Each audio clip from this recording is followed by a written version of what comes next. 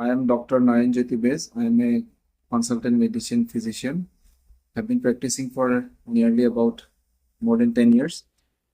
Today, I want to share some facts which everyone should know on the day of Hepatitis Day. Uh, First of all, what is hepatitis?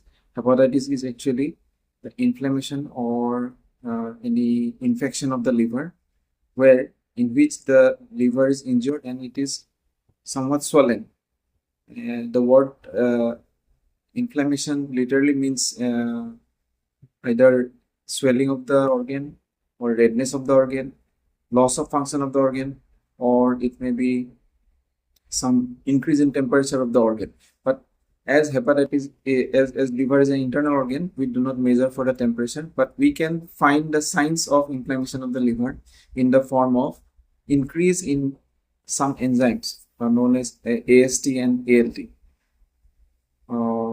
For all practical purposes, we should know that the hepatitis is caused by mostly by certain viruses. Those viruses are categorized into hepatitis A, hepatitis E, hepatitis B, hepatitis C, and some non-A, non-B, non-C, and non-E viruses, which are also known as hepatitis D.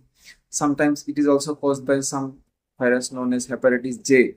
So, by categorizing into these categories, we can again categorize the viruses as per the route of transmission.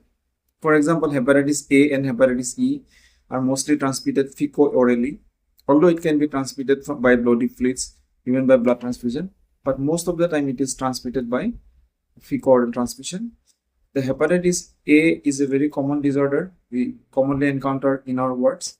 Hepatitis E is very dreaded in pregnancy patients. Now, what about hepatitis B and C?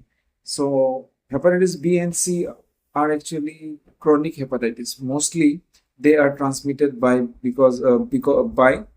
infected blood or blood transfusion, or it may be transmitted by sexual transmission. So, what is the importance of hepatitis B and C? As it is a chronic disorder, if we do not treat these disorders, it may land up in causing the liver to be cancerous, or it can cause hepatocellular carcinoma of the liver. Means it may convert into cancer. Hepatitis C is mostly found we can find in the IV drug abusers. So it is a very chronic disorder.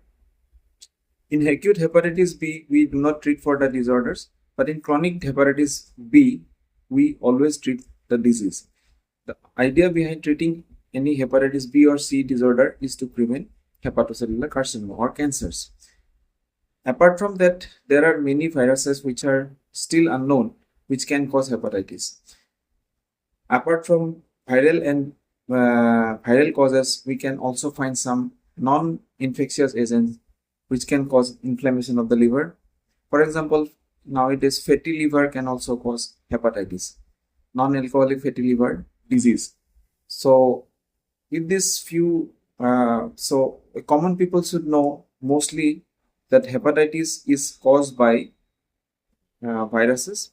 Secondly, we should know that in hepatitis, most of the people die because of either increase of toxins, which is mostly ammonia, which accumulates inside our brain, and the patient presents altered sensorium or irrelevant talking.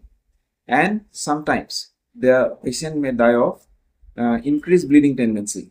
So, in a nutshell, we should prevent hepatitis. For hepatitis A and E, we should always take care of the food and water and hand hygiene. Hepatitis B and C, we should always be very careful about transmission during sexual intercourse or during